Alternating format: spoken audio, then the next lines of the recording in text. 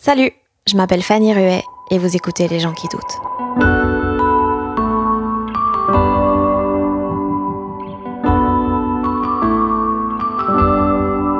C'est aux gens de choisir.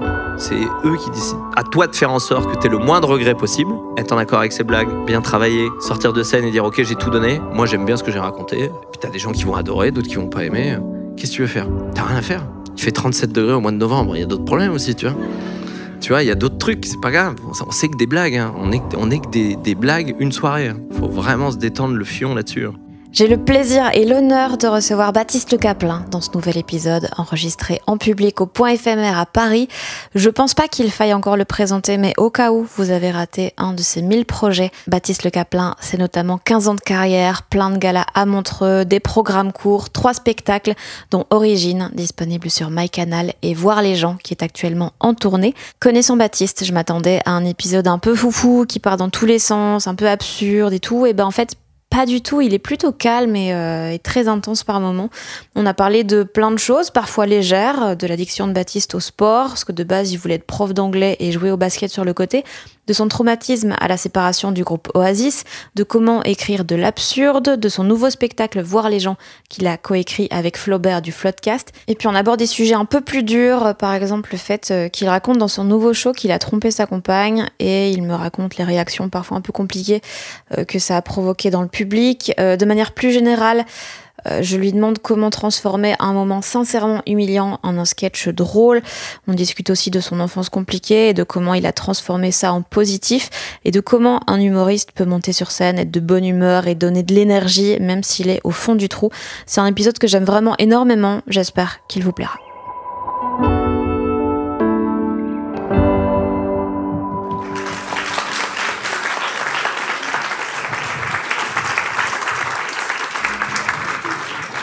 Bonsoir, bonjour. Bonsoir, bonjour. Bonjour. Merci d'être là.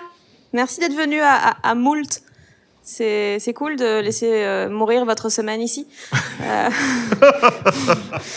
Non, en vrai, merci beaucoup d'être là. Merci d'être venu écouter un podcast qui sera disponible gratuitement dans un mois.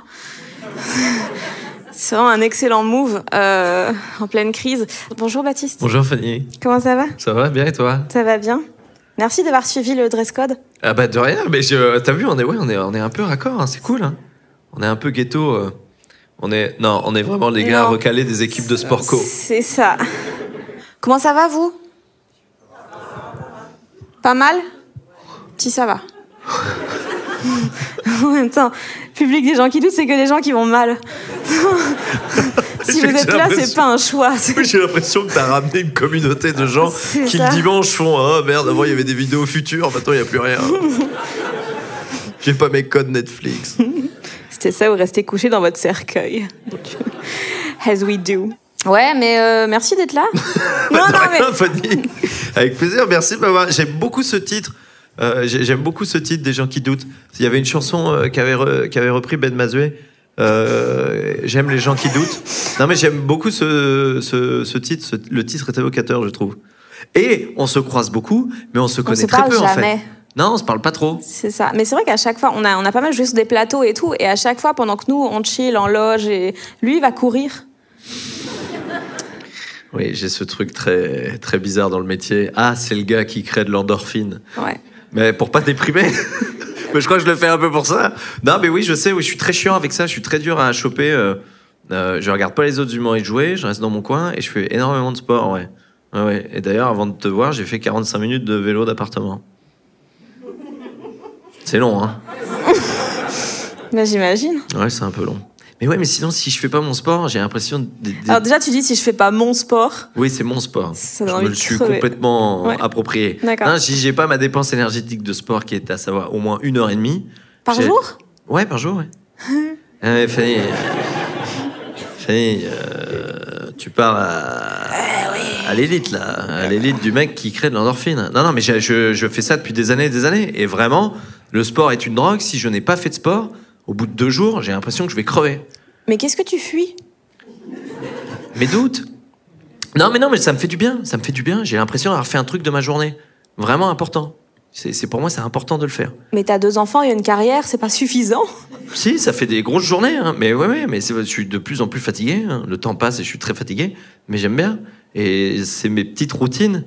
J'ai un peu la vie d'un... En fait, j'ai une vie de... Quand on a vécu le confinement, en fait, les gens disent « Oh putain, c'est chiant, faut avoir une routine. » Je dis « Merde, mais c'est ma vie depuis toujours. » Moi, j'avais pas l'impression d'avoir une vie complètement confinée. C'est juste que j'en ai vraiment besoin. Je pense que si je ne fais pas de sport, je peux mourir, vraiment. Vraiment. Ma meuf m'a dit, le jour où tu te fais les genoux et que t'as 6 mois sans sport, je pense que je déménage. Et j'ai même demandé à un ostéo de mon équipe de foot professionnelle, c'est possible de faire du sport sans les genoux? Il m'a dit, ouais, il y a ça. Et j'ai repéré les appareils. Genre de l'aviron et tout? Non, tu fais du vélo, mais avec les mains. Non, mais c'est un enfer. T'as les pédales, mais tu fais comme ça avec tes mains. Et je voyais des footeux faire ça. Je fais, mais ça va, Guillaume O'Haraud? Ça te parle pas, Guillaume O'Haraud? C'est un ancien joueur du PSG. Il était blessé, et je le voyais, il faisait ça. Et il me dit, putain, mec, j'ai envie de crever, j'en peux plus. Mais ça, tu peux faire de l'activité sans le bas. Comment il fait, Philippe Croison? Mais il croise rien. Il peut même pas faire ça, lui. Il croise rien, je lui ai en décalé, bah, très drôle. Je me suis dit, c'est bon, peut-être personne l'aurait entendu. Bon, pardon, on va pas parler de sport, pardon, mais oui. Non, mais si, en vrai. Ça t'intéresse? Attends, j'aime beaucoup le football. Mais. C'est vrai, ça? Non, j'adore le foot, mais. Qui tu supportes?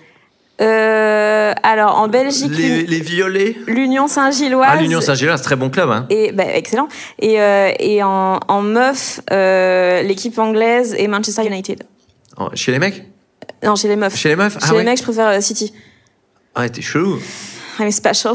Ouais, t'es chelou. Merci. Mais du coup, attends, tu dis t'as un ostéo de foot professionnel, mais ouais. Tu faisais pas du basket? J'ai fait 13 ans de basket. Ouais, 13 ans de basket. En étant conscient que j'avais pas un niveau suffisant pour être professionnel. Mais t'étais haut quand même. Non, j'avais un bon niveau, ouais. J'avais pas le niveau du comte de Boudherbala, qui lui avait un très très bon niveau, mais j'avais un niveau qui m'aurait permis d'avoir un boulot à côté, de gagner un peu d'argent. J'aurais gagné genre 500 balles par mois avec le basket, tu vois. Donc si j'avais été prof d'anglais, c'était ma vie que je voulais faire. Je voulais être prof d'anglais et jouer au basket. Et je me serais suicidé à 41 ans. Mais c'était calé, tout était calé en fait. En revanche, ce que j'adorais encore une fois, c'était me retrouver chez moi tout seul et faire des shoots sur mon panier de basket. Je mettais une planche comme ça, quand je tirais et que je marquais, le ballon revenait dans mes mains. Et j'ai baisé à 23 ans la première fois, ça t'étonne? Mais parce que j'adorais ça, j'ai dit putain, trop bien, je vais faire plein de shoots, putain, j'ai un bon geste et tout. J'étais trop content, des heures et des heures. Ok. Mais je sais pas, j'aime bien avoir une discipline à côté de ma vie de papa et de ma vie d'humoriste. J'aime bien avoir un autre truc à côté. Parce que je trouve que ça détend le slip sur la pression que tu peux avoir à droite et à gauche. C'est bien d'avoir un autre truc à côté. Ok. non, mais peut-être aussi comme ça, au moins j'ai pas de temps pour cogiter, parce que je cogite aussi beaucoup. Donc j'ai déjà ça en moins, tu vois. Mais est-ce que c'est déjà pas le rôle des enfants de te faire ne pas avoir le temps de cogiter sur la vie? Non, mais oui, évidemment, parce que les enfants, c'est très fatigant, mais c'est un bonheur, c'est génial. Là, ce matin, j'ai fait des figurines en pâte à modeler. J'ai fait des boules de wasabi. Là, c'était bien fait, hein, j'ai fait en bouffer une. Mais tu fais de la pâte à modeler. J'ai joué avec mes filles. On a fait quoi? J'ai fait la poule. Parce que c'est la poule. Alors, c'est très drôle, la poule. Attention, Jean-Marc Morandini pourrait me le prendre, faut pas qu'il fasse... La poule, elle vient de me voir, elles font la poule, je fais pot, pot. Elle me dit j'ai volé 4 œufs. Et je leur fais des guilis. Et donc elles viennent me voir et elles me disent qu'elles ont volé de plus en plus d'œufs. Et il y a de plus en plus de guilis? Et il y a de plus en plus de guilis. Et ça prend 20 minutes. Ça s'arrête quand? Ça s'arrête quand les guilis, les guilis pour moi c'est le meilleur, c'est l'activité qui traduit le mieux une relation de couple. C'est-à-dire qu'au début, t'adores les guilis, parce que t'adores les guilis, et à la fin, les guilis te cassent les couilles. Donc ça fait... arrête, merde! Et vraiment, c'est ça. Et vraiment, à la fois, elles ont mal, quoi. Tu vois, mais je leur dis, bah, pardon. Et puis, pardon, je ne suis pas là pour protéger les prédateurs sexuels, mais les filles disent... Ouais, mes filles, elles font, non, arrête! Donc c'est des noms qui veulent dire non, tu leur fais pas, tu refais pas les guilis ici. Non. Donc, est-ce que tu dirais que le consentement en dessous de 10 ans Ce sera le titre. Le nom des enfants est trop mignon. Non mais t'essaies de faire marrer les filles. Mais tu vois, je le faisais. Alors, en plus, pendant le confinement, je faisais ce jeu-là dans un trampoline. Ce qui est très violent. Ma belle-mère a vendu le trampoline. Elle a dit vraiment, tu vas tuer tes enfants. Non mais c'est marrant de faire ça. C'est marrant de faire. Moi, j'ai jamais fait des guillis avec mon père. Et heureusement, parce que c'est. Mais j'aime bien, j'aime trop jouer avec les enfants. Mais c'est fatigant. Mais les enfants, c'est trop bien. Les enfants, je te parle en tant qu'humoriste, artiste. C'est comme une pommade qui enlève l'ego. C'est-à-dire que j'ai beaucoup moins d'ego qu'avant. Je m'en fous, en fait. Très sincèrement, que ce soit un truc chambé dans ma carrière ou un truc pas bien, c'est pas le plus important. Le plus important, c'est qu'à 16h30, j'arrive avec des meringues pour ma fille, parce que si elle me fait « Elles sont où mes meringues ?» Ah, excuse-moi, pardon, parce que j'avais un casting pour le prochain Clapiche. Ouais. Mais elles sont où mes meringues? Elle s'en fout. Ma fille, vraiment, j'étais en plein Olympia, je cartonnais à l'Olympia, j'ai oublié le pain au chocolat une fois, elle me fait « Il est où le pain au chocolat ?» Elle dit « Mais tu sais, parce que j'étais à l'Olympia hier, j'étais fatigué. » Ouais. Donc là, j'ai rien, là. Bon. Je suis désolé. Et avant de les avoir, elles sont la plus grande, elle a quel âge? 8 et 4. 8. Et du coup, avant, t'avais beaucoup d'ego J'en avais pas plus particulièrement que ça, mais tu te prends plus la tête sur des choses, sur pourquoi un tel il m'a dit ça, pourquoi il se passe ça, pourquoi lui il a eu ça et pas moi. C'est du temps en moins. C'est du temps en moins et c'est bien, c'est tant mieux. C'est tant mieux. Et tu disais tantôt que t'avais un truc tout tracé à la base et que c'était ok, un peu de sport, prof d'anglais et tout. À quel moment ça... Que l'humour est arrivé? Ouais. Enfin, à quel moment tu t'es dit, en fait, peut-être que tout ce que j'avais prévu, tu sais quoi, Balek? En fait, je pense que c'est... L'humour traîne, c'est un peu une relation, tu sais, c'est comme cette personne que tu côtoies au lycée, que t'as pas forcément remarqué, et puis en grandissant, tu dis, en fait, j'aimerais trop sortir avec cette personne, elle est trop bien, en fait.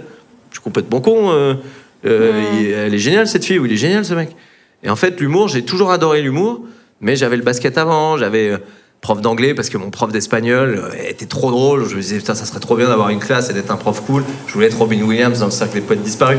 Donc il y avait un peu le côté estrade qui était un peu sous-jacent en disant, gars, c'est pas vraiment ce que t'as envie de faire, en fait. Mais comme j'avais pas de cours de théâtre, rien à portée de main dans le village où j'ai grandi, c'était pas un truc faisable dans ma tête. Le métier d'humoriste ou d'acteur, c'était inenvisageable. C'est juste des trucs qui se sont déverrouillés au fil du temps. Voir Pierre Palmade parler tout seul dans une télé, j'étais là, je dis, oh, putain, c'est fou, à qui il parle? Quoi, maman? Quoi? Que je fais, ouais, c'est bizarre, mais c'est marrant. Et c'est resté, et pareil comme le métier d'acteur. Je regardais plein de films, et un jour, je regarde Pédale douce avec mon père. Vraiment pas le meilleur film à regarder quand t'as 10 ans, mais... Et je vois Jacques Gamblin, et mon père dit, ah bah lui, il est de Granville. C'est à côté de chez nous. Ah, bah lui, il est de Granville. Mais il est acteur, ouais. Ok. Donc c'est peut-être, tu vois, c'est des trucs qui se sont déverrouillés plus tard. Et c'est tard, à 17 ans. Je me suis dit, mais en fait, je veux faire de l'humour. Non, tard, mais Kev Adams, ça faisait 1 an qu'il jouait déjà, à 17 ans. Non, mais la vie va beaucoup plus vite que ça, Fanny. T'es dépassée, ma pauvre. Je sais. Mais non, mais c'est parce que j'ai joué des sketchs de gens connus en colo et que les gens m'ont dit, ah, c'est un peu marrant ce que tu fais, tu le fais bien. T'étais animateur pour enfants dans une colo? Ouais, animateur pour enfants en colo, ouais, et pré-ado. Et je jouais des sketchs de Franck Dubosc, tu vois. Et mes potes me disaient, ah, tu le fais bien? Je dis, ah bon, bah ok. C'était mes premiers rapports à la scène, mais c'était un truc complètement surréaliste. Donc c'est vraiment impossible que tu sois copie comique? Ah ouais, non, mais ça, c'est pas possible. Non, mais alors déjà, trouve-moi un temps dans la journée où je peux faire en plus du montage. Franchement, c'est impossible. Et ensuite, le truc de copie comique, Kiad, il a dit un truc très vrai. Il dit, mais tout le monde pense que c'est toi. Alors que dans la première vidéo, il y a quand même Yacine Bellous. Ouais. Ça veut dire que moi, pour brouiller les pistes, j'aurais balancé mon pote avec qui j'ai tourné. C'est intelligent. Ah non, c'est un truc de fils de pute en premier d'ailleurs. L'un n'empêche pas l'autre. Non, mais c'est pas moi, j'ai rien à foutre. J'ai autre chose à branler que de faire des montages. Faut regarder tout Michel Leb. Faut regarder Titoff, j'adore Titoff, hein, mais bon, les sketchs du Pépito, il est marrant, après le reste, bon, voilà. Faut regarder Roland McDan. Gad Elmaleh, après Papa est en haut, j'ai un peu lâché l'affaire, hein, comme pas mal de gens. Aussi, ouais.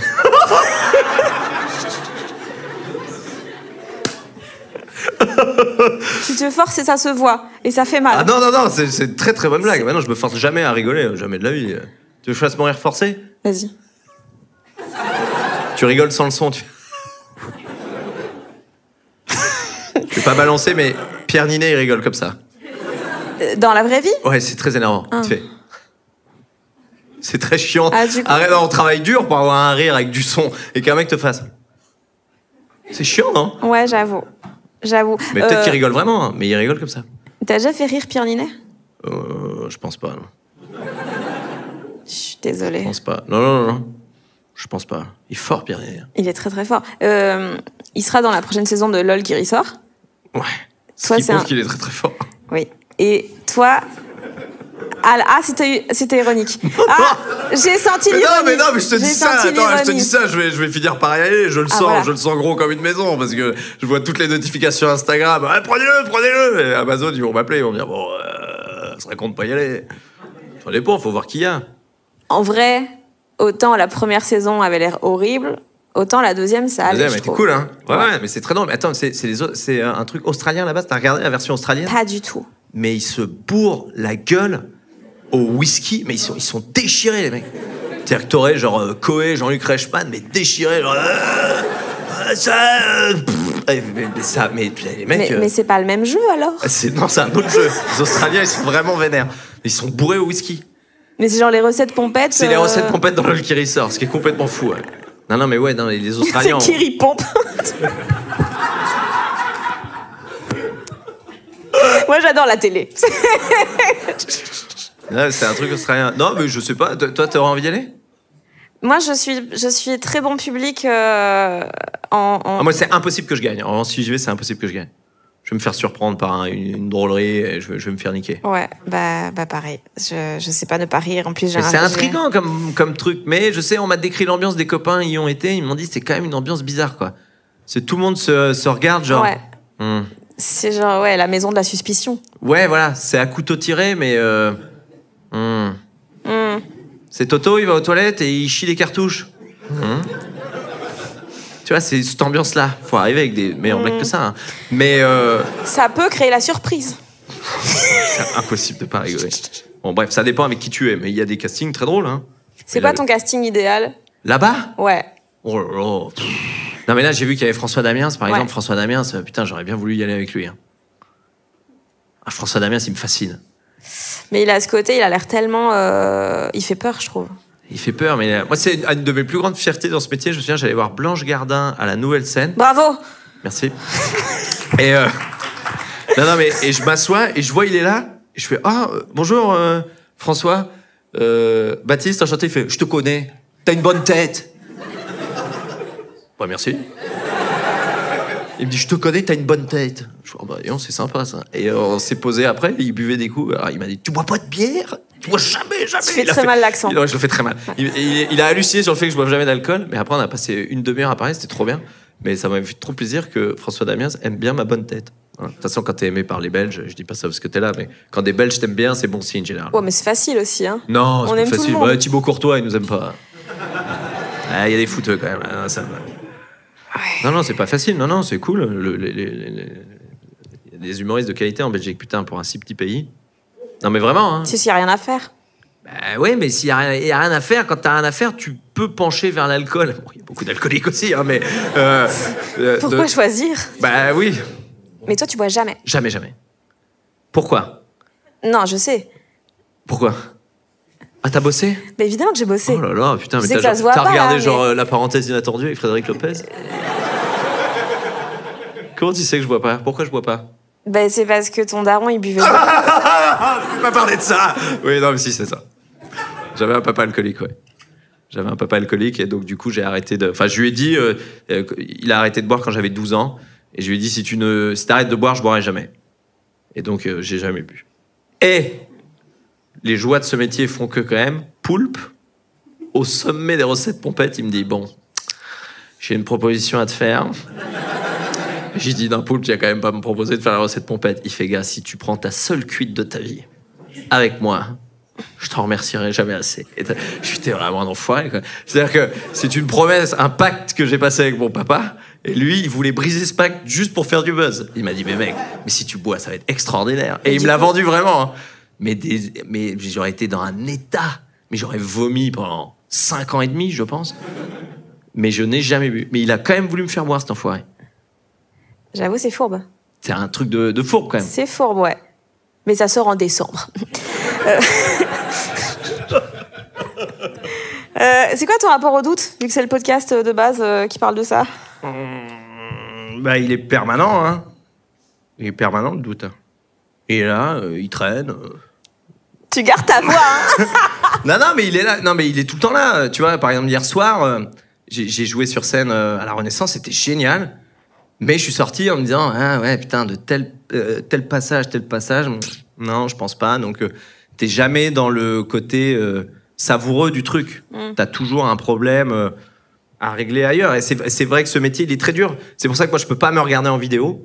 Je peux pas me regarder en spectacle, en capta ou les passages de Montreux ou quoi. Parce que j'ai appris à regarder que les défauts. Quand je me regardais en vidéo avec mon metteur en scène, on disait qu'est-ce qui va pas. Et je ne vois que ça. Et quand je sors de scène, je demande ça a été. Il me dit oui ou non. Et tout de suite, j'enchaîne sur qu'est-ce qui n'a pas été. Je veux savoir ce qui va pas. Et il m'a dit ça va pas, ça va pas, ça va pas, ça va pas. Parce que oui, c'est super, c'est génial, t'as été très drôle, t'es content, ça flatte ton ego, mais ça fait pas avancer le truc. Qu'est-ce qui n'a pas été? Ça a pas été, ça a pas été. Ok, bah le lendemain, il faut que je corrige ça et ça. Mais du coup, tu trouves où le fun? Bah, c'est bizarre. Mais c'est dans les petites corrections quotidiennes. Quand tu sais que tu as amélioré ça ou ça, tu vois, par exemple, Flaubert, j'ai écrit un nouveau spectacle avec Flaubert, et il y a une blague à un moment donné, il me dit change le prénom. Je dis parce que je raconte que j'ai pas toujours été un bon mari, et je dis en même temps c'est plus facile d'être un bon père parce que tu peux pas tromper tes enfants. Et là je joue ma fille qui fait papa, c'est qui cette Stéphanie? Et je dis c'est une fille que j'ai rencontrée à la sortie d'un jouet club, je lui ai appris à faire ses lacets. Et Flaubert il me dit mec, dis Titouan à la place de Stéphanie. Et je dis papa, c'est qui ce Titouan? Et là j'ai des rires tous les soirs sur Titouan. Je dis putain mais c'est génial. Donc le fun il est là aussi. Il est là en disant j'ai changé un mot et c'est plus drôle que les soirs d'avant. Mais c'est un métier de psycho, hein. On n'est pas là pour... on n'est pas là pour rigoler. Bah non, en vrai, on n'est pas là pour rigoler. C'est pour ça que les humoristes qui ont le boulard, je comprends pas. Parce que tu peux pas te vanter de dire « Ah, j'ai fait marrer 500 personnes, les gens ils se sont levés, c'était la folie. » On travaille comme des porcs pour faire croire aux gens que c'est pas travailler. Donc quand les gens disent « Putain, c'est génial, on dirait que c'est pas travailler, on dirait que vous arrivez comme ça. » Tu peux pas te flatter de ça, puisque tu as travaillé pour ça. Mais si, justement. Non, faut pas se la péter pour ça, c'est pas possible. Tu peux pas te la péter en étant drôle. Non. Parce que t'as beaucoup travaillé, t'as beaucoup douté, tu doutes encore beaucoup. Mais justement, et t'es quand même allé au bout. Oui, mais si tu te la pètes, après, tu vas pas corriger les non, mais pas se la péter, mais être fier. Tu peux être fier, mais c'est ce que je disais. Alors après, c'est un truc de sadomaso aussi, mais... j'ai reçu un message de quelqu'un il y a quelques jours qui m'a dit « J'ai vu vos 3 spectacles et à chaque fois, j'ai passé des super soirées et tout. » Et le message était adorable. Et le mec me suit depuis 14 ans. Mais dans la vie de ce gars-là, je ne suis que 3 soirées. Non, mais si tu veux vraiment mettre les choses à plat, je suis que 3 soirées. Je suis un mercredi, un jeudi et un samedi. Hein. Donc pourquoi moi, j'irais me la péter alors que j'ai rempli 3 soirées à un gars qui était très content, hein. Mais je suis 3 soirées. Je suis qui pour me la jouer? Je suis pas Barack Obama, j'ai pas découvert un vaccin. J'ai fait juste on essaie de faire passer des bonnes soirées aux gens. Pour moi, c'est ça. On peut pas se la péter de ça. C'est pas possible. Notre métier, c'est de travailler dur pour être le plus drôle et le plus sympathique possible. Pourquoi, à l'arrivée, quand tu arrives à faire ça, tu dois pas être sympathique et accessible et faire je suis un génie. On n'est pas des génies. On n'est pas des génies, on est des torturés de la life. C'est pour ça qu'on fait ça. Je comprendrai jamais qu'un humoriste se la pète. Une rockstar se la pète. Une rockstar, t'arrives, les frères Liam Gallagher, je suis absolument fan de Liam. T'as toujours pas digéré... Ah non, mais la séparation d'Oasis, moi, c'est... Non, mais j'ai un trauma de ça, en plus. Ma générosité m'a perdu. J'étais en tournée, et j'avais 2 places pour aller voir Oasis. Et je dis à mon manager, vas-y, je suis fatigué, vas-y avec qui tu veux. Il va les voir. Et je dis, moi, je m'en fous, je vais aller voir un rock en scène. Ellipse. Donc tu les as vus? Se séparer. J'étais là. Et ils vont pas venir. Et le gars était là. Le groupe n'existe plus. Cancel show. Je fais, bah, c'est-à-dire, il y a pas de, et j'étais avec un fan qui était bourré au dernier degré. Il pleurait. Je dis, mais gars, tu pleures, mais toi, tu les as déjà vus. Moi, t'as fait la tournée, il avait tous les tatouages. Je les ai vus avec Neverwhere, je les ai vus là. Je suis enculé, moi, je les ai pas vus. Je les ai jamais vus ensemble. Jamais. C'est un enfer. Donc, je vis dans la nostalgie de ce concert qui n'a jamais eu lieu. Petite pensée quand même aux gens de Rock en scène, qui l'année d'avant avaient Amy Winehouse en clôture. Ils se disent, bon, Amy Winehouse, c'est du passé. Allez, maintenant, on a Oasis, c'est top. Ah, mon Dieu. Ah, le karma. 2 années de suite. Et donc, non, j'ai jamais vu Oasis. Mais Liam Gallagher, il arrive sur scène. Ouah, t'as envie qu'il se la joue un peu. Mais lui, il peut, quoi. T'as tout le monde qui chante ses chansons, enfin, les chansons de son frère. mais il a une attitude. C'est une rockstar. Les rockstars peuvent. Ça fait partie du folklore. Un humoriste, il peut pas se la péter. C'est marrant que tu fasses une distinction à ce point. Ouais, pour moi, c'est pour ça que je fantasme à mort les chanteurs. Parce que je me dis, mon Dieu, ça va être incroyable. T'aurais aimé faire ça? Non, mais la sensation, juste de vivre la sensation d'arriver, de jouer les premiers accords de Wonderwall et que tout le monde fasse ok, vous êtes prêts? Mais bon, enfin, je trouve ça fou. Il y a un truc fou. Il y a un truc absolument dingue. Et un concert à Londres, en plus, l'ambiance est folle. J'ai vu un gars à Londres. Il était assis à côté de moi. Il chantait avant le concert. Et il y a Liam Gallagher qui arrive. Il fait ouais. Il fait une chanson. Il fait bon, je vais chercher des bières. Il se lève. Il y avait 2 meufs. Vous voulez des bières? Vous voulez des bières? Les meufs font ouais, je ramène des bières. Il part. Il est revenu à l'avant-dernière chanson. Et il fait ouais, les petites binouses. C'est fini déjà. Et il était content. Mais qui fait un spectateur lambda sur Billet Réduc, il vient et dit oui, alors écoutez, je suis parti au début du spectacle pour aller me chercher un breuvage. C'était mal organisé, c'était scandaleux. Lui, il était hyper content, il a chanté, il a dû chasamer les dernières chansons, il était trop content. Mais j'ai vu ça, j'ai fait mais mec, t'as vu, le gars, il a pas vu les chansons. Il était rincé au dernier degré. Et il a kiffé, il a payé, il a dû droguer les meufs d'ailleurs, très certainement. Je pense que c'est plus ça, je pense qu'il a eu la bière très vite. Il dit merde, j'ai oublié la substance. Ah merde. Je suis fasciné par les frères Gallagher, j'adore. Je suis trop fan des frères Gallagher. T'as vu le doc sur Oasis? Non. Et pareil, sur le côté écriture, sur comment créer un chef-d'œuvre. À un moment donné, ils sont en studio. Et pause déj, on a commandé chinois, ils vont manger chinois. Noël, il fait non, c'est bon, j'ai pas faim. Ils reviennent du déj, ils font c'est bon, j'ai écrit Champagne Supernova. Fais voir. Et il joue la chanson, il fait ah bah ok. Oh, une pause déj. Pas mal, Jean-Jean, quand même. Hein. Comment t'écris de l'absurde? J'avais posé la même question à Yacine Bellous. Oh là là. Il a pas répondu. Ah bah non, il peut pas. Mais comment? C'est méga compliqué comme question parce que c'est que des enchaînements qui se font dans le cerveau et là du coup je te demande d'oraliser comment ça se passe, mais genre comment tu peux arriver à je sais plus qui c'est Sylvie Vartan ou quoi, qui fume une clope et qui vient du futur et qui je sais pas quoi. Ah, Fanny Ardant. Enfin, j'ai dit quoi? Sylvie Vartan. Mais t'as vu le spectacle? Mais évidemment que j'ai vu le spectacle. Tu l'as vu où? Il y a une semaine. Ah bon? Mais oui. Ah ouais. Ah putain, t'as vraiment bien bossé. Mais c'est extraordinaire ce que tu fais. Écoute. Comment j'écris ça? Celui-ci est le plus écrit parce que je l'ai écrit avec un monsieur génial qui s'appelle Florent Bernard, qui on a écrit Pitch ensemble. Et à la fin de Pitch, il m'a fait un truc très mignon. Il m'a dit bah on s'entend bien. Je fais bah ouais. Ce serait dommage de rester pas là. sucer. Ouais. Et donc je dis bah ouais c'est cool. Il dit bah j'aimerais bien écrire des blagues avec toi sur le spectacle. Bah vas-y. Et moi j'avais déjà écrit 40 minutes. J'avais joué un bout de derrière un micro d'ailleurs. Et il m'a dit on peut structurer le spectacle. Je dis, l'architecte, appelez Valérie Damido, on a un décorateur de vannes. Alors, il me dit non, mais il me dit regarde, comment il s'appelle John Mulaney. Ouais. John Mulaney. Voilà. Ah, tu savais que j'avais dit ça? Bah oui. Putain, mais c'est génial. Et il me dit regarde le spectacle de John Mulaney Et je fais ouais, et puis je sens que c'est un auteur, je sens que Flaubert, c'est un auteur. Bon, bref, j'ai mimé ce qui se branle. Parce qu'il écrit au SNL, il est fan du gars. Donc je dis oui, c'est drôle, mais je sens trop la patte, je suis un auteur.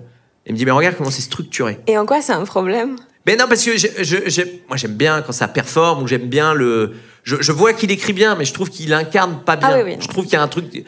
Nell Brennan incarne moins bien, mais Nell Brennan, Three Mics, c'était incroyable. Je fais, oh là là, putain. C'est dispo sur Netflix, c'est incroyable. Three Mics de Nell Brennan, qui a coécrit le Dave Chappelle Show et qui écrit pour Dave Chappelle notamment. Là, le truc incroyable. Mais John Mulaney, je te dis, ouais, bon. Et j'ai regardé la structure du spectacle, qui m'a dit au début, on fait des blagues, on fait encore un peu de blagues, on fait de l'absurde, et après on raconte ton truc que tu as envie de raconter à la fin. Et en fait, je dis, mais mec, moi je fais pas ça. Moi d'habitude, je prends une blague qui me fait puis rire. elle dure 12 minutes. Voilà, et je l'étire avec de l'absurde. Mais ça, pour étirer de l'absurde, c'est pas compliqué, hein. Il faut jouer. Faut jouer. Faut jouer sur scène, faire des impros, voir jusqu'où ça va et se planter. École Eddie Izzard. Eddie Izzard faisait ça. Il faisait des impros sur scène. Et Antoine Decaune, il m'a raconté, il l'a vu jouer dans des clubs à Londres. Et il montait sur scène, il disait, bon, vous voulez que je parle de quoi? Des loups. Ok, des loups. J'ai été élevé par des loups. Puis après, il enchaînait un peu, il savait pas où il allait. Mais de fil en aiguille, il créait des trucs. Et moi, j'étais fasciné par ça, c'était ma façon d'écrire. Flaubert, lui, il a changé ça. Mais de temps en temps, le chassé de naturel, il revient au galop. Il y a des trucs qui me font marrer, parce que je me dis, ah là, ça pourrait partir en couille. Quand je fais parler Fanny Ardant, Flaubert, je lui ai fait dans son salon, il m'a dit, bah ouais, c'est rigolo, tu peux essayer de le faire. Mais il y a des trucs, c'est impossible de trouver à l'écrit. Mais l'absurde, c'est un truc en toi... c'est comment dire, c'est un peu moi dans la salle qui me dit, ah, j'aimerais bien, si j'étais dans la salle, j'aimerais bien devoir faire ça. C'est très méta branlette, hein. Mais des fois je me dis, ah, j'aimerais bien, ah ouais, là ça pourrait être marrant. Tu vois, le truc, par exemple, dans le premier spectacle, je faisais un lanceur de marteau, et quand je jetais le marteau, je finissais le sketch. Et à un moment donné, je me suis dit, mais j'ai eu l'image de sa cartoon. Je dis, mais attends, si j'étais dans un cartoon et que je jette le marteau, là, je casse un mur. Donc, j'ai cassé le mur et derrière, j'ai fait apparaître un personnage de mon spectacle. C'est en faisant. Tu peux pas prévoir de l'absurde. Tu peux pas dire, à ce moment-là, il va se passer ça, ça, ça. Tu peux pas scénariser ça. Et puis, c'est aussi de trouver sur l'instant avec le public. Le public, quand il y a un temps comme ça, sur scène, ça, c'est pas bon, ça. Donc, il faut vite trouver un truc qui fait que... Il y a un peu un réflexe de survie, il faut que je dise un truc... Un réflexe de survie qu'il faut transformer en truc fun. Comment rendre le truc fun? Et bah, tu trouves, et puis tu le trouves sur scène au fur et à mesure. Le truc dont... Donc toi, tu savais que le truc dont tu voulais parler, c'était la fin du spectacle? Alors ça, c'est parce que j'avais fait le podcast avec Seb Melia de 4 comiques dans le vent et contresens. Seb Melia est un excellent... humoriste et un très très bon animateur de podcast, parce qu'il arrive toujours à avoir ce qu'il veut. Et il me dit, parle-moi d'un truc qui t'est arrivé vraiment où t'as eu la honte. Je dis, non mais gars, si je parle de ça, c'est horrible. Il me dit, c'est quoi? Je dis, bah, j'avais trompé ma meuf, et elle m'a dit, ma meuf, quand elle l'a su, d'appeler la nana devant elle et de rompre avec elle. Il me dit, mec, c'est extraordinaire, faut que tu racontes ça. Je fais, non, j'ai jamais de la vie, je raconte ça. Et ça a duré 1h15 au téléphone, hein. Et ça lui dit, bah, vas-y. 1h15. Il dit, mais vas-y, raconte. Je dis, bah, parce que je vais contextualiser le truc. Je lui dis, il y a eu ça, il y a eu ça, il y a eu ça. Il me dit, mais mec, tu vas le raconter sur scène, ça. Et bah, on est au République, il y a 500 personnes. Et bah, on fait ce qu'on fait là, hein. Tu racontes un truc horrible. Et puis, bah, quand il y avait des blancs, je rajoutais des trucs qui m'étaient arrivés. Les gens trouvaient ça marrant. Et c'est tous les messages que j'ai reçus derrière des humoristes du métier. Panayotis, Thomas Wiesel, Farid, Jason Broker, Skian, qui m'ont dit, mec, faut que ce soit dans ton spectacle, ça. J'ai dit, bon, bah, on va tenter. Donc, j'ai retravaillé le truc. Je l'ai pas dit à ma meuf. Et j'ai joué aux Kings. Et mon manager m'a dit, ce serait peut-être bien quand même, Bat, qu'elle le voit avant que tu joues quand même. Et je fais, ouais, t'as raison, je pense que ça serait pas mal. Et donc, elle est venue aux Kings. Je dis, viens, on se fait un week-end à Bruxelles, mais t'es trop sympa, mais t'es trop mignon qu'on fasse des week-ends comme ça. Ouais. Alors, avant, faut que tu vois un truc. Et donc, mon manager, et je dis, tu peux gérer. Il m'a dit, ouais, t'inquiète. Et donc, il l'assoit en salle. Il dit, bon, pour ce spectacle, je te préviens, juste, il parle un peu de toi dans le spectacle. Hein. Mais genre, combien de temps? 20 minutes. Allez, bon spectacle! Et il a dit comme ça. Il a fait quoi? Et en fait, je voulais pas la préparer avant. Je voulais pas lui dire, je parle de cet épisode-là. Je voulais pas qu'elle cogite avant. Je voulais qu'elle le reçoive comme les spectateurs le reçoivent, en sachant que elle n'est pas dans la même position qu'eux. Mais je voulais qu'elle ait le ressenti de la salle au moment où ça arrive. Elle a vu que dans la salle, c'était bienveillant, parce qu'il y a eu des retours chouettes dans les critiques, dans la presse. Tu vois, il y a des journalistes femmes, notamment, qui ont dit « Ah, on a vu le message, que c'était un message, entre guillemets, un peu d'amour que vous disiez à votre compagne et tout. » Et je lui ai dit ça, un petit oui, enfin bon, quand même un peu la teon. Ben oui, mais c'est de vivre avec un comique, faut rigoler de nos travers. Bah... Toi, ça t'a choqué? Mais j'étais assez surprise. En fait, c'était la première fois, j'ai l'impression, dans le stand-up, en tout cas en français, que je voyais une sorte de... Parce que tu vois, en stand-up, c'est toujours genre la posture du loser et tout, mais on rigole de ce qu'on a fait en mode « Oh putain, je suis con, hein !» Et toi, c'était pas ça. C'était genre « J'ai merdé !» sans chercher à se défiler de ça, tu vois. C'était faire des blagues sur comment ça s'est passé après, mais en aucun cas, tu minimises le fait que t'as merdé. Ah bah non, c'est important. Ben oui, mais j'avais jamais vu ça en stand-up en français. Bah, calme-toi, il y en a peut-être pas en France, mais... Ben voilà. C'est vrai que je suis le premier. Et ouais. Putain, je suis Christophe Colomb. Non, mais c'était... Alors, ça, c'est... pour le coup, Flaubert m'a vachement aiguillé là-dessus. Il m'a dit, il faut que tu dises que c'est pas bien. Il faut bien... Il m'a bien fait placer les mots à plein d'endroits que moi, je voulais dire, mais je voulais tellement le raconter de comment ça s'était passé, parce que c'était un vrai trauma. Hein, c'était horrible. Hein, c'était vraiment... c'était un fiasco total, hein, ce que j'ai vécu. Hein. Mais bon, je l'ai cherché. Mais bon, c'était bien humiliant. Hein. C'était parce que ça s'est vraiment passé comme ça. Hein. Ça s'est vraiment... Et le pire, c'est que l'endroit où j'ai été... parce que ma meuf m'a dit je veux bien te parler parce qu'elle a su que je l'avais trompé, donc elle m'a dit on se voit, on en parle. Mon manager organise le rendez-vous et il me dit le rendez-vous c'est parce qu'elle voulait plus me parler, donc c'était lui qui faisait le lien, tu vois. Et il me dit bon, c'est bon, je vous ai organisé un rendez-vous, c'est à l'entrepôt dans le 14e. Je dis mais t'es complètement con, quoi. Il me dit pourquoi? Je dis mais c'est là-bas que j'ai démarré mes premiers plateaux. Donc j'arrive à l'entrepôt, les serveurs font ah, là la vedette. Je suis incognito, les gars.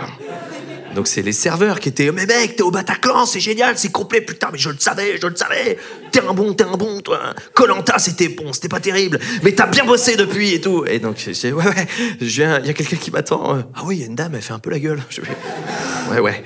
Donc, l'ambiance était catastrophique. Donc, j'ai voulu retranscrire ça, mais j'ai oublié ce que je voulais dire. Je suis copie comique, je l'ai dit, ça? Ouais. Ok. Mais le contexte était horrible, donc j'avais envie de le retranscrire tel quel, mais la posture de base, on était d'accord avec Flaubert, c'est de dire, c'est pas bien. Mais j'ai eu des réactions horribles, putain, il y a eu ça suscite des trucs pas cool, hein. Ah bah oui. Parce que, alors, bon, je fais quand même 20 minutes sur le fait que j'ai été infidèle et que je me fais gauler et que je me fais humilier, donc j'ai joué ce spectacle, je joue la deuxième du spectacle.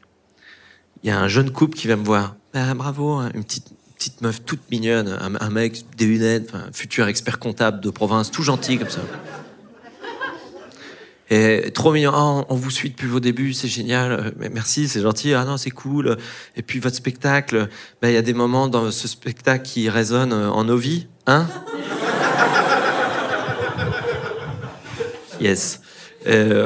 Yes, et le mec il baisse la tête, on fait une photo, et en faisant la photo, le mec il me fait ouais, je suis désolé, je fais bah c'est pas grave. Et alors le pire que j'ai eu, c'est pas ça. Hein. Le pire que j'ai eu, c'est je suis à Bordeaux, je suis au premier rang, salle Femina, il y a 1000 personnes, c'est une des meilleures salles de France, le Femina. Et donc je joue à Bordeaux et je démarre ce sketch.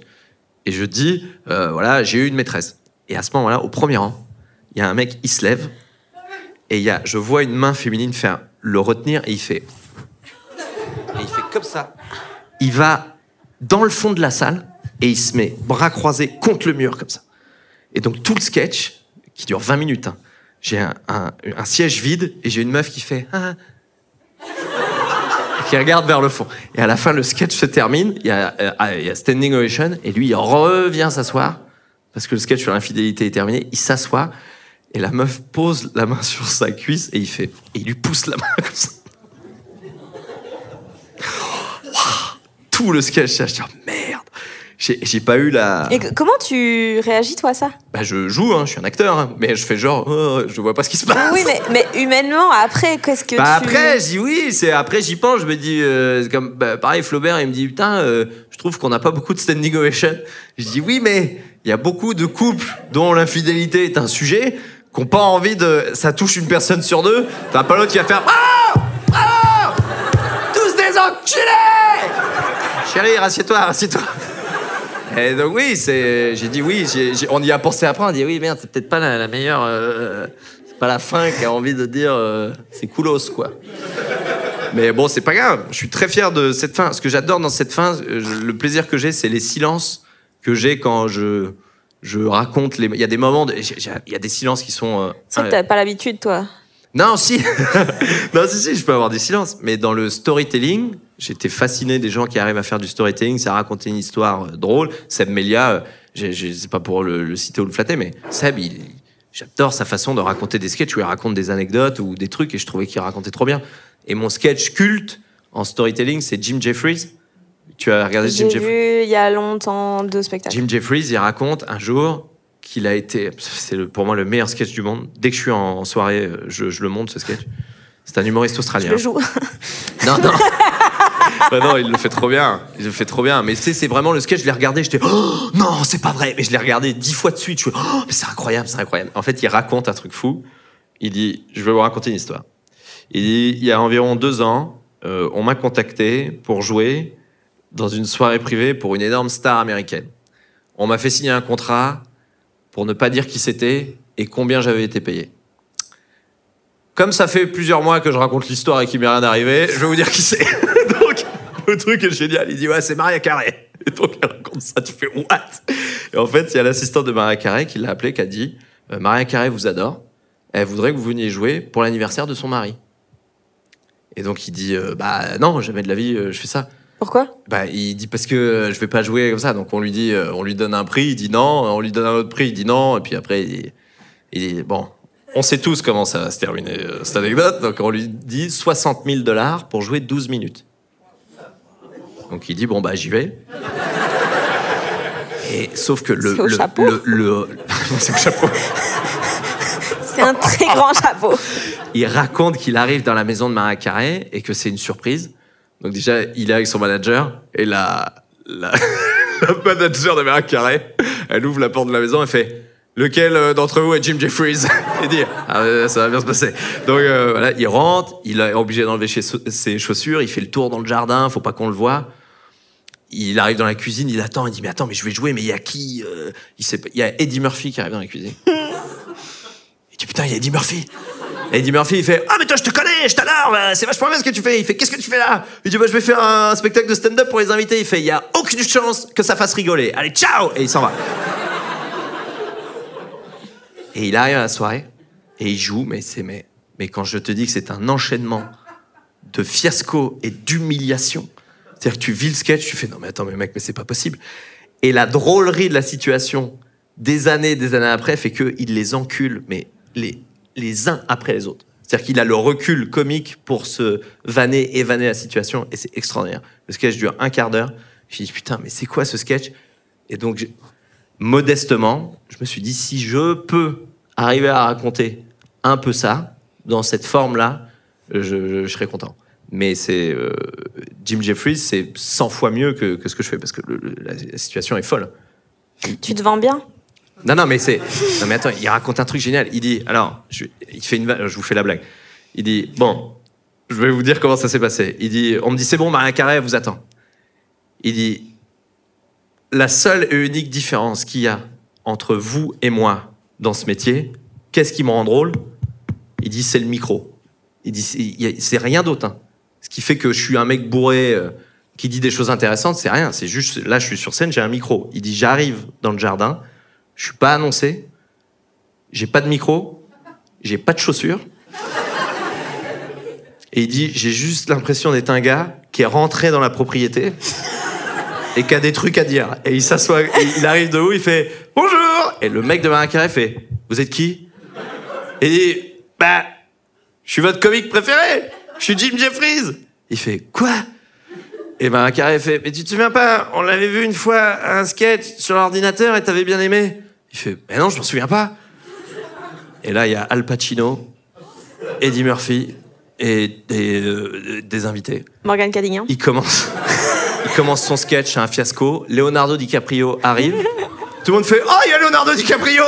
Leonardo DiCaprio, il se met à côté de lui. Tout le monde parle à Leonardo DiCaprio. Lui, il arrête son sketch, il est comme ça.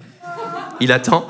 Leonardo DiCaprio, qui est un mec adorable dans la vie, il paraît. Il pointe Jim Jeffries, il fait, c'est qui lui? Robert De Niro, il fait, on sait pas. Et il dit, bah, je peux reprendre mon sketch? Et il a été s'asseoir au fond et il commence. Non mais c'est que ça. Ça dure un temps infini. C'est une humiliation. Et malgré ça, il en a fait un truc ultra marrant. Et moi, je trouve que c'est la meilleure définition de ce métier. Mais justement, moi, avant de passer 3 jours à regarder que les trucs de toi, et maintenant, oh, ma pauvre, j'en peux plus de toi. Je pensais, pour moi, t'as un truc tellement positif, tellement joyeux tout le temps, tellement énergique, je me disais, ce mec n'a pas de problème. Mais bien sûr que si, j'ai des problèmes. Et puis, je t'ai entendu parler de ton enfance.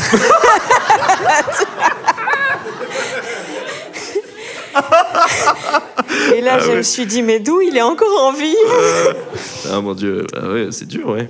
Et en fait, pour moi, t'es la personne qui, dans les gens de l'entourage lointain du stand-up, Belgique, France, tout ça, a le plus transformé quelque chose de pas cool en énergie positive, tu vois, là où il y a plein de gens qui font ça, qui transforment des trucs pas ouf en trucs marrants, mais il y a toujours le truc derrière de, tu vois, genre Kian, tu vois, genre voilà, ok, on va parler de l'enterrement de mon père, ça, moi je fais plein de blagues de dépression, et tu vois, on fait des blagues, mais sur un truc quand même tragique. Toi, tu le caches toujours et tout est 100% transformé, j'ai l'impression. Ouais, mais parce que au-delà du fait que j'ai vécu des traumas d'enfance comme plein de gens, hein, j'ai quand même un cocon bienveillant. Mes parents ont axé leur vie uniquement sur ma sœur et moi. Donc même quand mon père était alcoolique et suicidaire, qui disait je vais me pendre, et qu'il partait, et que moi j'allais guetter, ça c'est des trucs que j'ai vécu, hein. Tu te caches et tu vois ton père devant la corde et t'attends et tu te dis bon bah si je jette pour se pendre, bah faut que je lui attrape les jambes en fait. Donc j'attendais. Non mais attends, mais alors ça c'est un truc, je sais pas si je vais le raconter un jour parce que c'est mon père, ça c'est un truc qui est pas cool à raconter, mais je me souviens à l'école parce qu'il y avait beaucoup de suicides dans la région où j'ai grandi et il y avait des potes qui disaient ouais apparemment quand tu te pends au moment où tu meurs t'éjacules. Et moi je fais quoi répète ce que t'as dit là. Il dit bah apparemment quand tu te pends et que tu meurs t'as une éjaculation de sperme. Et moi je dis merde putain donc faut si je vais choper les pieds de mon père faut vraiment pas qu'il m'éjacule dans la bouche parce que ça va être compliqué. Donc non mais je te jure, t'imagines t'as 12 ans, tu penses à ça, tu fais ah merde parce que moi mon père il... Et donc je posais des questions au gars en disant mais c'est vrai ça? Ah ouais apparemment c'est vrai parce que mon père il est pompier, il m'a dit qu'il avait déjà constaté ça chez quelqu'un qui s'était pendu dans une ferme pas loin. Ok. Non mais c'est pour savoir. C'est ton père il veut se pendre Baptiste? Non mais quand même on prend des notes. Donc j'avais ça en tête. Donc oui, quand t'as vécu ça, mais au-delà de ça, qui était un truc pas cool, c'est je peux pas en vouloir. J'ai pas un truc négatif envers mes parents parce que mon père a vécu il a eu une vie horrible. Mon père, il est devenu alcoolique parce que mon père, je veux pas lui en vouloir d'être alcoolique. Et mon père, sa mère, son père, il battait sa mère. Mon père, il faisait un truc horrible en campagne. C'est que je me souviens. Ma meuf, une fois, elle lui dit il raconte sa vie, et la vie est vraiment horrible. Comparé aux parents de ma meuf, c'est l'enfer. Et ma meuf, elle était là, mais vous avez eu une vie horrible, Jackie? Il fait ouais, c'était pas facile, ouais.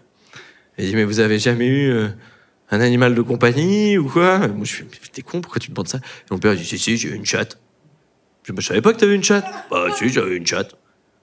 Ah bon? Bah, elle s'appelait comment? Elle avait pas de nom, la chatte. Je dis, bah, tout est glauque là-dedans. Tu m'as jamais dit que t'avais une chatte. Et t'as une chatte et tu l'as appelée la chatte. De toute façon, elle m'aimait pas trop. Et je dis, mais pourquoi elle t'aimait pas? Et là, attention, tu rentres dans les...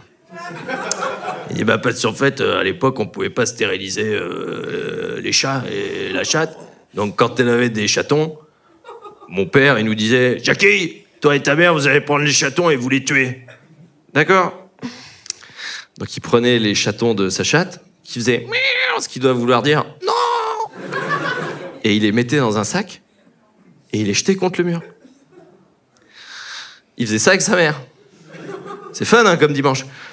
Et sa mère disait, tu sais, un jour, Jackie, je vais me flinguer. Hein. Ouais, maman. Donc, sa mère s'est pendue. Son père a marché sur une mine. Quand même pas le bol, hein. Les mines ont quand même été désamarrées. Il a perdu une jambe. Du coup, on a dit à mon père, t'arrêtes l'école, tu travailles et tu nourris ton père infirme qui tapait ta mère et ton frère et tes sœurs. Donc, je pense que quand mon père, il s'est assis à table et on lui a dit, te bois un petit coup? Ouais, c'est pas le refus. Ouais. Je peux pas lui en vouloir foncièrement d'avoir commencé l'alcool, en fait. Et puis après, mes parents ont eu 2 enfants. Ils ont perdu 2 enfants à la naissance, des enfants trisomiques, à cause de mon père, parce qu'il y avait eu de l'inceste dans sa famille. Donc mon père, on lui dit, t'es alcoolique, tu fais que des enfants trisomiques, tu vas arrêter de boire? Non, je vais continuer un peu. Et moi, je suis né normal. Donc mes parents étaient à fond, ils étaient trop contents de m'avoir. Moi c'était, il est normal, ouais. Donc mes parents m'ont. C'est pas grave s'il crie beaucoup, du coup. C'est pas grave. Ils m'ont surprotégé, ils m'ont adoré, et ils m'ont couvé. Mais mon père a gardé ses névroses, donc. Mais c'était pas un truc genre une énorme pression pour toi? Non, pourquoi? Bah parce que si tes parents ils t'ont voulu si fort, il y a un truc de tu peux pas faire de la merde, tu vois. Oui, non, mais alors, c'est pour ça que mes parents ont toujours été... Mais tu vois, pareil, comme quand je leur ai pas dit que je faisais des spectacles comiques, eux, ils m'ont dit, t'arrêtes tes études, mais faut que tu trouves un travail. Donc, j'ai travaillé en tant qu'animateur, et j'avais mon travail à côté. Et je leur ai dit après, bon, le mercredi, une fois par semaine, je joue un spectacle. Ils m'ont dit, mais comment ça, tu fais un spectacle? Je dis, j'ai écrit un spectacle avec des blagues. Et ils sont venus me voir au Bourron, là, avec Bérangère Krief à la caisse, et qui faisait ma régie. Et bon, ils étaient dans un état c'est horrible, de voir tes parents, tu vois, ton fils jouer et tout. Et c'était ma mère, elle a baissé la tête tout le long, elle mettait des coups à mon père. Pourquoi ça rigole pas? Bah, il boit de l'eau. Et ma mère, elle disait, trouve des blagues quand tu bois de l'eau. Je fais, ok, d'accord. Mais après, ça a été que bienveillant. Donc, quand mes parents m'ont dit, c'est cool, t'as l'air content, continue de payer ton loyer et sois content, j'avais pas plus la pression que ça. C'est pour ça que j'ai transformé ça en positif. J'avais pas envie de tomber dans la noirceur. Mais j'ai mon côté dark aussi, mais je le mets pas sur scène. Ouais, non, ça m'intéresse pas. J'ai envie de m'amuser sur scène. Tu le mets où? Je sais pas. Je peux avoir des phases down, mais les phases down, j'écoute. Alors par contre, quand j'ai des phases down, j'écoute des chansons tristes. Parce que moi, vraiment, quand je suis en dépression, je préfère mettre l'ambiance qui va avec. Moi, si je me pends, je vais faire ça bien. Je vais mettre une belle corde avec des fleurs autour, avec Creep et Karma Police en boucle. Mais quand je suis pas bien, j'écoute des chansons pas bien et je dis ok, on n'est pas bien, on va aller au bout du pas bien. On va aller au bout du pas bien, puis tu vas voir jusqu'où ça va, et puis à un moment donné, ça va s'arrêter. Je suis pas genre à dire oh ça va pas, allez, la vie est courte. Non, quand ça va pas, ça va pas. Je râle, je bougonne, je suis chiant dans la vie. C'est pour ça que ma meuf elle est courageuse. Hein. Je râle à la maison, mais je bougonne. Et mais je te dis, j'ai pas trop la place après parce que t'as les enfants et puis t'as des moments où tu relâches le truc en faisant du sport et puis mais j'ai encore des phases tout seul dans mon canapé où je joue à The Last of Us, aux jeux vidéo, j'aime bien. Ça me rappelle mes moments où j'étais ado et puceau. Sauf que là, je suis adulte et un peu torturé et triste. Je joue aux jeux vidéo, ça va mieux. Et puis après, la vie continue. Et quand t'es en bad, comment tu fais pour jouer un truc où t'as besoin d'autant d'énergie et de présence sur scène? Et justement, c'est ça. J'ai jamais eu de problème à jouer, même en étant très, très, très, très down. Hein. Même en étant extrêmement down. Parce qu'on s'est séparés 2 fois avec ma nana, la première fois à cause de mon infidélité, et la deuxième fois, elle m'a largué. Elle m'a dit, en fait, je crois que je t'aime plus. T'es sûr? Ouais. Elle est partie quasi 1 an. Donc l'Olympia, quand je fais ma capta de l'Olympia, je suis au fond du trou, quoi. Mais je suis vraiment au fond. La capta d'origine? D'origine, je suis au fond du trou. Mais au fond du trou, mais je suis vraiment en loge. Je suis éteint, quoi. Mais il y a le truc qui fait que tu dois y aller. Et t'y vas, et ça fait du bien. Tu penses à rien d'autre. Et puis c'est à force de lire des interviews. J'ai lu des trucs... Roland Giraud, c'est le mec qui dit dans Les Bronzés font du ski je ne vous mets pas mon poing dans la gueule, tu vois, avec Thierry Lhermitte, là. J'ai pas trop vu ça. C'est un acteur qui jouait tous les soirs sur scène dans une pièce de théâtre et il apprend Sa fille a disparu. Et il retrouve le corps de sa fille dans un puits qui a été assassiné par son beau-frère, je crois. Dans la réalité, ça? Dans la réalité. Et il continuait de jouer le soir. Tu fais, mec, waouh, c'est un délire, quand même. Franck Dubosc, avant de jouer, son papa était très malade. Et son équipe avait dit, on le dit pas à Franck, que son père est mort. Et il va monter sur scène, et il voit un régisseur qui détourne la tête comme ça. Il fait, qu'est-ce qu'il y a? Il dit, bah, ton papa est décédé. Et il a joué quand même. Il a joué tout le spectacle. Tout le spectacle. Il l'a joué super bien. Il y a un moment où il imitait son père, il a dit la voix, elle est un peu partie, mais il a joué. Donc tu lis ça, tu fais putain. Je te dis pas que je serais capable de le faire ou quoi, mais je pense qu'il y a un truc irrationnel dans la comédie qui fait que quand on est sur scène, on a ce truc dans l'air qui circule qui fait qu'on y va. On y va et on joue et tu penses à rien d'autre et ça te fait du bien aussi. Et je trouve ça réconfortant de se dire que quelque part, la vie continue malgré tous les problèmes que tu peux avoir. Moi, j'avais ma meuf en loge à l'Olympia. Tout le monde venait voir mon manager en disant mais ils sont revenus ensemble ou quoi? Il dit bah non. Et ma meuf était là, j'avais envie de l'embrasser et tout. Et puis bah non, elle était là. Elle dit non, mais je sais pas si on se remettra ensemble ou pas, tu vois. Et malgré ça, tu fais l'Olympia. Et bah t'as tout le monde dans la salle qui est là, ils ont payé leur place, ça fait 2 ans ils ont réservé. Et puis t'as envie de niquer l'Olympia, t'as envie de tout cartonner. J'avais mon père avec son badge qui était trop fier. Je vais pas niquer la soirée, c'est pas grave. C'était des moments pas agréables, mais je les ai traversés. Et malgré ça, et c'est possible. Je sais que c'est possible. C'est quoi le truc dont t'es le plus fier? Ah, mes filles. Dans ma carrière d'artiste? Pardon, tu vois, mes filles, ça s'est sorti très bien. Le truc dont je suis plus fier dans ma carrière artistique? Les deux. Les deux? Non, en premier, c'est mes filles, c'est trop bien. C'est pareil, avoir des enfants, surtout des filles. Moi, je voulais que des filles, donc je suis trop content. Mais en fait, c'est un truc assez... C'est très réconfortant d'être avec sa fille et de se dire, c'est génial que quoi qu'il arrive, je serai toujours en amour avec cette personne. Peu importe ce qui se passe. Elle peut me trahir, il peut se passer n'importe quoi. L'amour que j'ai pour elle, il est éternel. Ce que tu n'as pas avec ton conjoint ou ta conjointe, tu te dis, bah, je peux l'aimer, elle peut me quitter, voilà. Ta fille, donc tu regardes ce petit bout comme ça et tu te dis, toute la vie, je sais que je vais l'aimer. Et ça, c'est un CDI de bonheur. Pardon.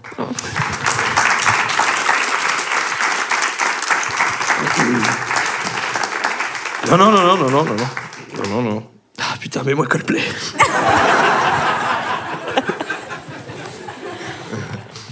Non mais ça c'est trop bien.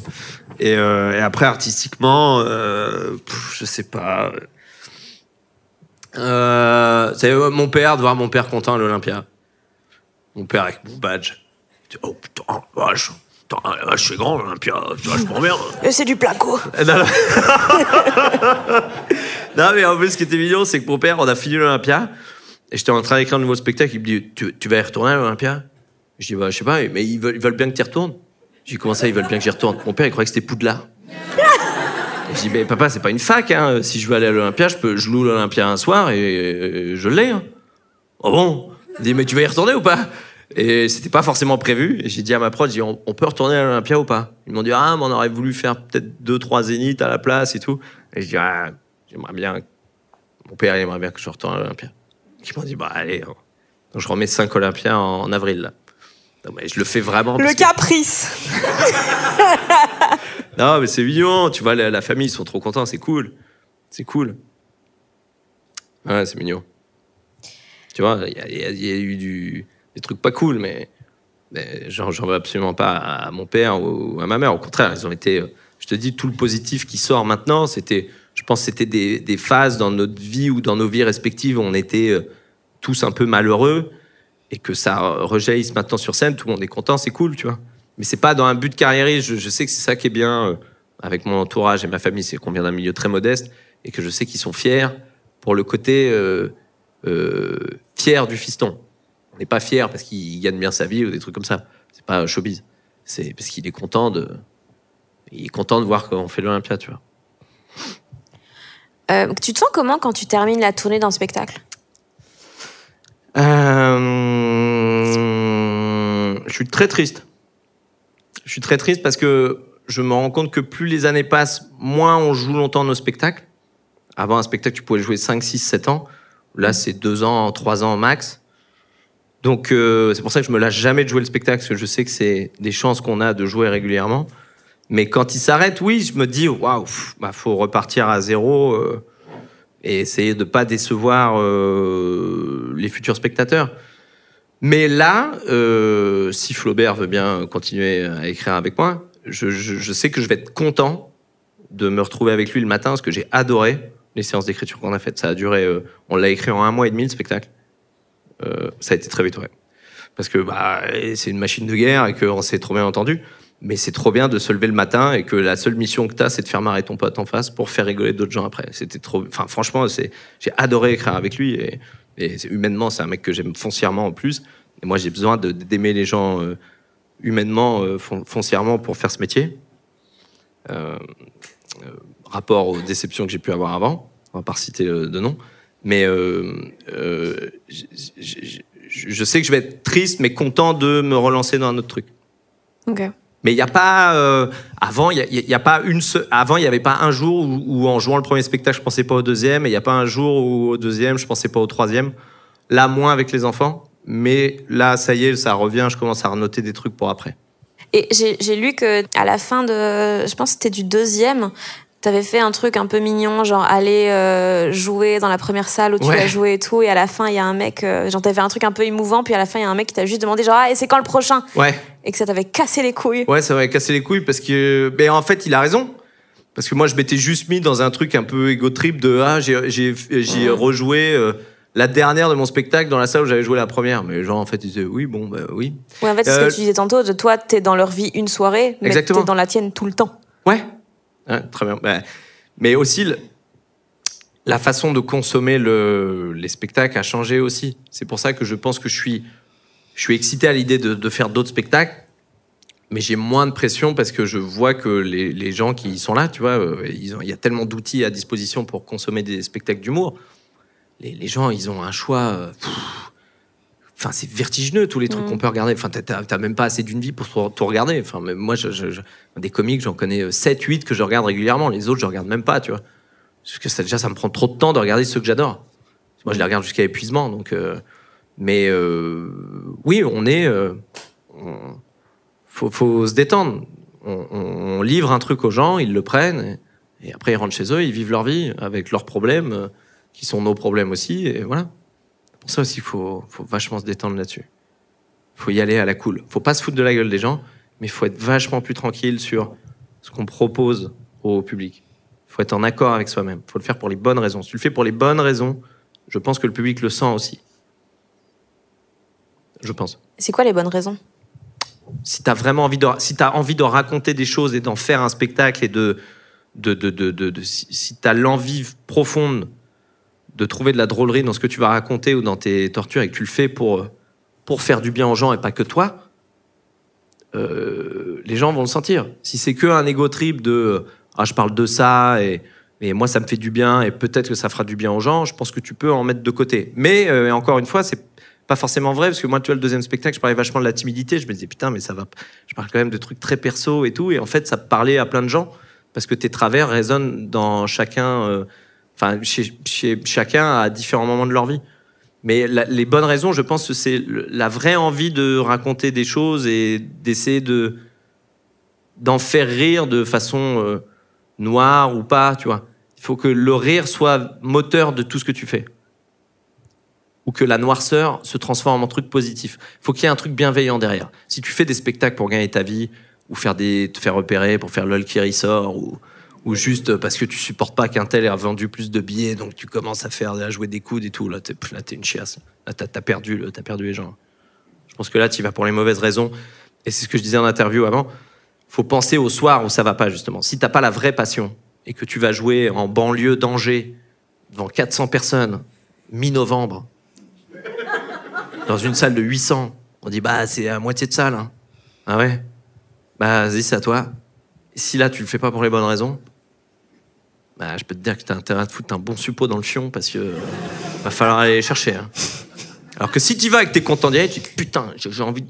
Ils sont 400. J'y crois en cette blague. Non, mais c'est pas ils sont 400 parce que ça casse les couilles. Des fois, t'as des salles moins remplies, tu dis putain, c'est chiant. Ouais, mais si tu remets en perspective, 400, c'est déjà énorme en vrai. Oui, bien sûr. Non, mais c'est pas le nombre qui fait que. Mais si, quand tu racontes des trucs, moi, je sais, là, il y a un passage qui marche moins bien à Paris qu'en tournée, mais je suis content de le jouer. Et le soir, c'est devenu un défi. C'est ce soir-là, putain, ça va. J'adore jouer ce passage, je vais vous montrer, j'aime bien.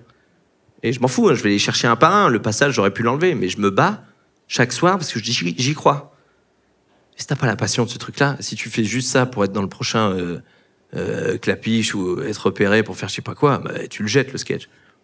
Tu dis, bon, tant pis. Comment tu trouves le juste milieu entre évoluer au fil des spectacles et, enfin, tu vois, garder ce que les gens aiment chez toi, mais tout en ne stagnant pas? Oh putain, ça c'est très dur. C'est une très bonne question. C'est un gros débat que j'ai eu avec mon régisseur Alex, qui me suit depuis des années. Il me dit, je trouve que t'es plus mou au début. Et je dis oui, mais je le fais exprès. D'être dans un, je rentre sans musique, sans rien. C'est une volonté parce que j'ai plus envie de faire d'aller chercher à fond. Même si je le fais après, j'aime bien. Et c'est une proposition de Flaubert qui m'avait dit ça en écrivant le spectacle. Il m'a dit, viens, on démarre le spectacle et rappelle aux gens que t'es drôle. Je t'emmerde, espèce de petit con. Et il me dit, non, mais il me dit, fais des blagues. Fais des blagues. Et il me dit, mais des vraies blagues. Des blagues qui peuvent toucher tout le monde. Parce qu'il faut penser aussi à la nana qui dit, ah, mais moi je l'adore, viens, on va le voir, j'ai pris 2 places. Oh. Mais il y en a toujours une des deux qui s'en fout. Bien sûr, hein, toujours un des deux que t'as ramené. Donc faut penser à celui-là aussi, ou à celle-là. Donc donc ça paraît dans l'évolution de ce que je voulais raconter. Comment je rentre au début et comment je sors à la fin. Ça, c'était le truc du 3, du 3e spectacle. Et je suis, d'un point de vue personnel, avec Flaubert, on est content de ça. Après, il faut voir sur quoi je vais aller derrière. Mais je pense aussi qu'il y a des gens qui m'ont dit « Ah, moi, je préférais quand tu partais plus en couille » ou les gens préfèrent « Ah, ça, je préfère ça, vous êtes plus posé ». Chacun, il trouve son truc. Donc, en fait, je pense que le plus important, c'est d'être en accord déjà avec ce que tu voulais raconter, d'être content de tes blagues. Il faut être content de ses blagues, déjà. Déjà, ça, c'est une bonne victoire. Après, les gens décident. Hein. C'est les gens qui décident. Hein. Pour ça que moi, j'ai pas... on me dit, Paul Mirabel, il a fait 18 millions de vues. Vous êtes pas jaloux? Non. C'est génial pour lui, trop bien. Et Paul, il a bossé de ouf, Paul Mirabel. Paul Mirabel, quand moi, j'allais faire un plateau, il en faisait 5 dans la même soirée. Ouais, salut, bon, bah, je te laisse, j'y vais. Avec sa tête de serial killer dans Elephant. Sa tête, là. Il bossait comme un porc, Paul. Ouais. Et c'était trop bien. Et évidemment que le résultat, il est là, parce qu'il bossait comme... c'est le mec qui a le plus bossé dans les plateaux ces dernières années.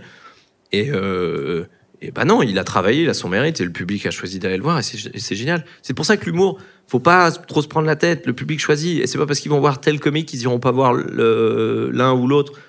Et c'est pareil comme dans la guéguerre des comédie clubs, c'est pas parce que tel comédie club a ouvert là que les gens vont plus aller là. Les gens choisissent, c'est aux gens de choisir. C'est pour ça qu'il y a un truc très... Détendez-vous, les gars. C'est eux qui décident. À toi de faire en sorte que tu aies le moins de regrets possible. Donc, être en accord avec ces blagues, bien travailler, sortir de scène et dire « Ok, j'ai tout donné », pour que eux après disent « Bah, c'était bien, mais... c'était bien. Ok. Bah, pas grave. Pourquoi c'est que bien? Est-ce que ça peut être mieux? Moi, j'aime bien ce que j'ai raconté. Bah ok, et puis t'as des gens qui vont adorer, d'autres qui vont pas aimer. Qu'est-ce que tu veux faire? T'as rien à faire. Il fait 37 degrés au mois de novembre, il y a d'autres problèmes aussi, tu vois.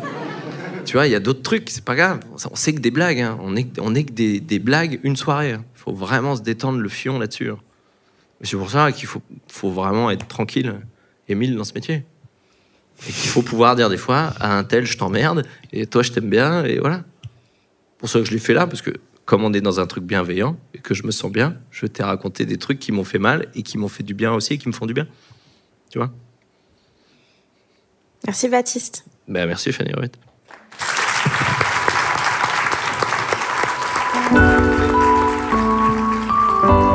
J'espère que l'épisode vous a plu. Tous les liens pour suivre Baptiste, regarder ses sketchs ou aller le voir sur scène sont dans la description.